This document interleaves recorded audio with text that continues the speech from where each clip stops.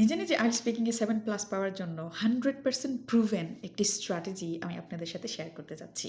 তবে এই স্ট্র্যাটেজি যদি আপনি পুরোপুরি কাজে লাগাতে চান, আপনাকে অবশ্যই একটি শর্ত মানতে হবে।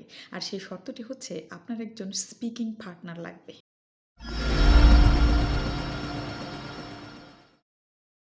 আপনার স্পিকিং পার্টনার হতে পারে কোনো এআই অথবা কোনো হিউম্যান বিং।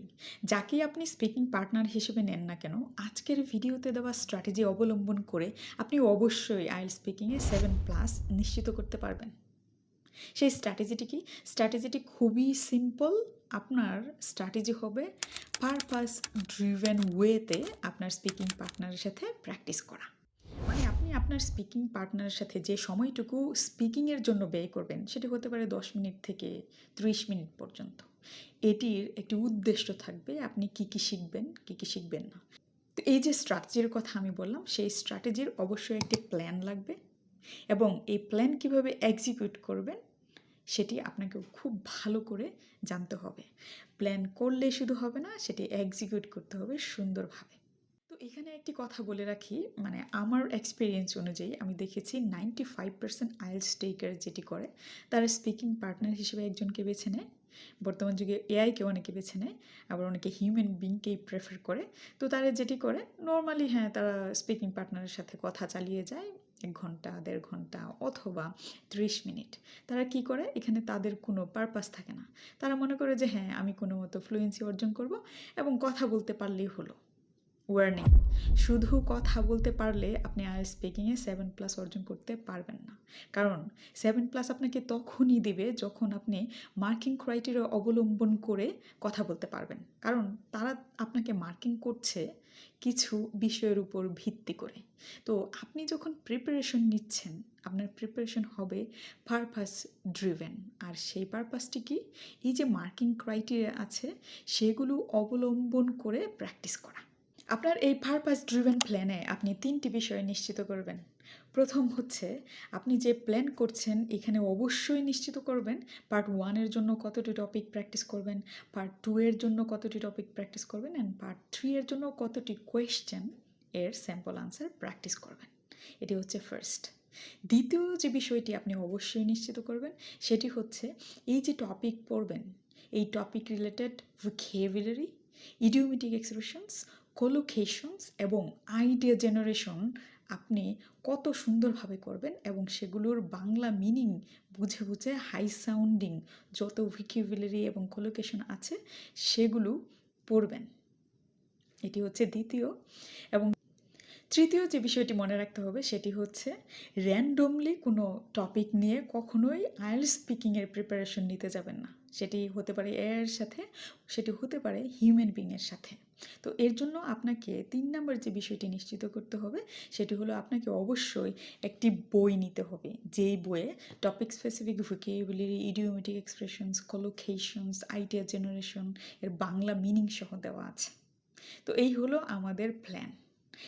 এবার চলুন এই প্ল্যান কীভাবে এক্সিকিউট করবেন সেটি আমি সুন্দর করে বুঝিয়ে দিচ্ছি। তো আমাদের প্ল্যানে যে 3টি বিষয় আছে তার মধ্যে সবচেয়ে গুরুত্বপূর্ণ বিষয় হলো কোন বই থেকে আপনি আপনার স্পিকিং পার্টনারের সাথে প্র্যাকটিস করবেন। এটি যদি ডিসাইড করতে পারেন, বাকি যে 2টো বিষয়, কতগুলো টপিক পড়বো এবং vocabulary, idiomatic expressions, collocations, idea generation এগুলো শিখবো, সেগুলো অটোমেটিকলি ঠিক হয়ে যাবে। তো এটির জন্য আমি আপনাকে অবশ্যই যে বইটি নিতে বলবো সেটি হচ্ছে সবার জন্য আইএলটিএস স্পিকিং বই। তো আপনি এখন ডিসিশন নেন যে আপনার স্পিকিং পার্টনারের সাথে আপনি এই বইটি শেষ করবেন। সে আপনার স্পিকিং পার্টনার হতে পারে এআই অথবা হিউম্যান বিং। কেন এই বইটি শেষ করবেন? কারণ এই বইয়ে আপনি পার্ট 1 এর জন্য 156টি টপিক পাবেন, অ্যান্ড পার্ট 2 এর জন্য 86টি টপিক পাবেন, অ্যান্ড পার্ট 3 এর জন্য 430টি কোয়েশ্চেন এবং তাদের স্যাম্পল আনসার পাবেন। এবং এই যতগুলো টপিক এখানে ব্যবহার করা হয়েছে সবগুলোর সাথেই topic specific vocabulary, idiomatic expressions, কোলোকেশনসের বাংলা মিনিং দেওয়া আছে এবং পার্ট 2 এর জন্য ডিটেইলড আইডিয়া জেনারেশন দেওয়া আছে। সুতরাং আপনি যখন আপনার স্পিকিং পার্টনারের সাথে এই বই নিয়ে প্র্যাকটিস করবেন, এগুলো নিয়ে আলাদা করে প্যারা নেওয়ার কিছুই থাকবে না। অনেক সময় আমরা আলাদা করে ভোকাবুলারির বই কিনতে চাই। আমার কাছে অনেকে জিজ্ঞেস করেন, স্পিকিংয়ের জন্য আপনার আর কোনো বই লাগবে না, এই একটা বই যথেষ্ট স্পিকিংয়ের জন্য।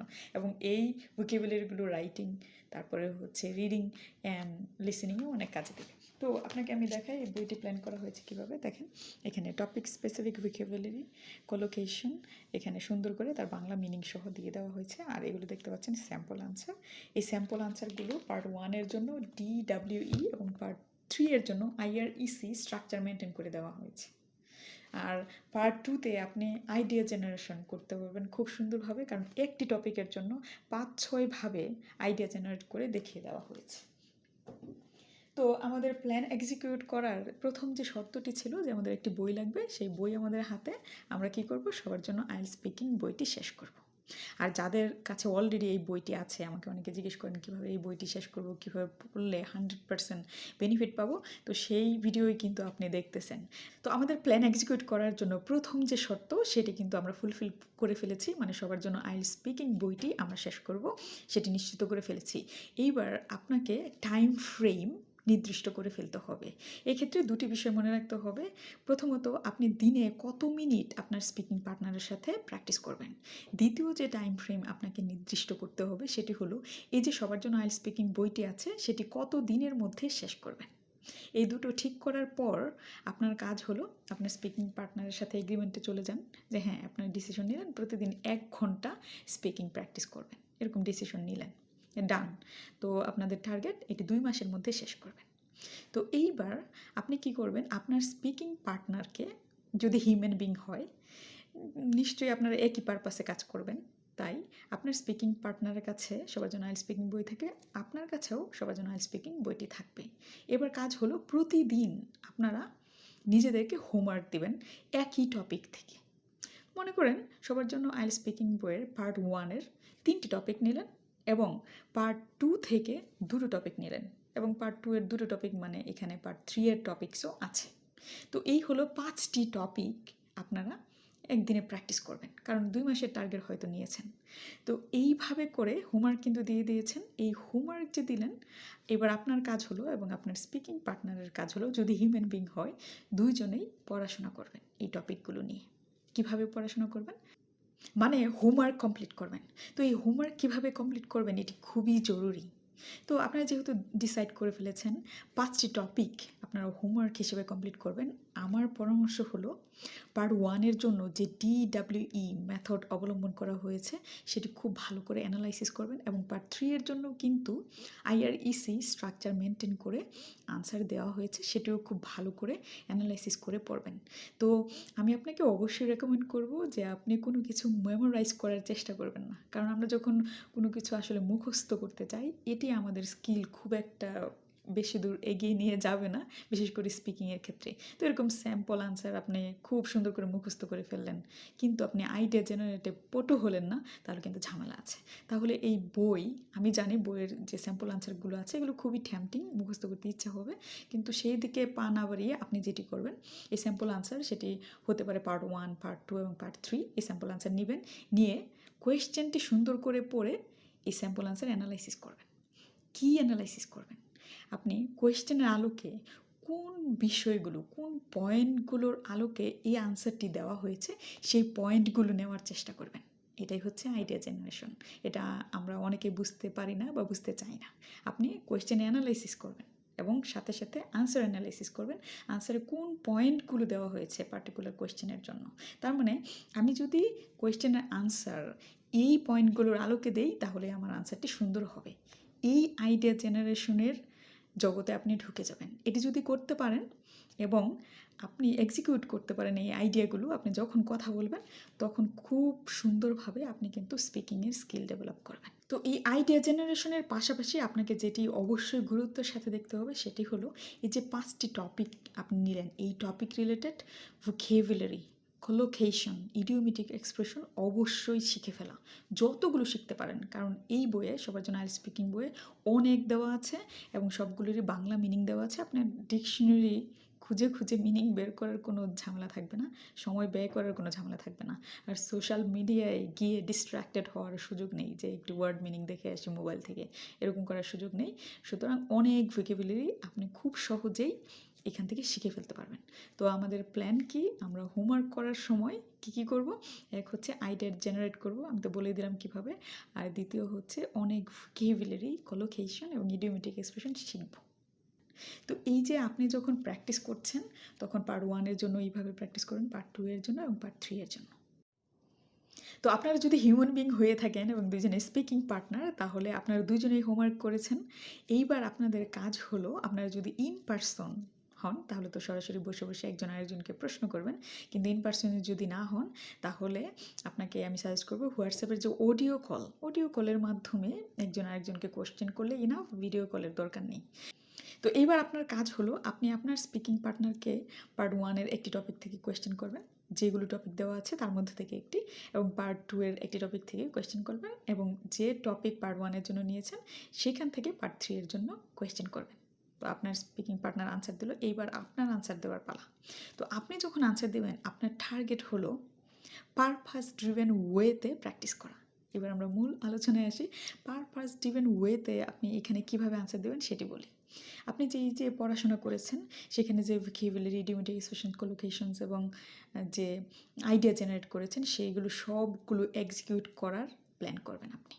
আমি জানি প্রথম 2 সপ্তাহ আপনার জন্য খুবই কষ্ট হবে, মনে হবে যে যা যা শিখেছি আমি কিছুই এক্সিকিউট করতে পারছি না, কিন্তু এই 2 সপ্তাহ আমি আপনাকে ধৈর্য ধরতে বলবো।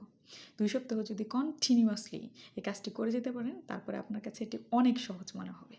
তো আপনি মনে করেন ইডিওমেটিক এক্সপ্রেশন শিখেছেন 5টি, আপনি যদি একটুও অ্যাপ্লাই করতে পারেন ন্যাচারালি কথা বলার সময়, এটিকে আপনি সফলতা হিসেবে ধরে নেবেন।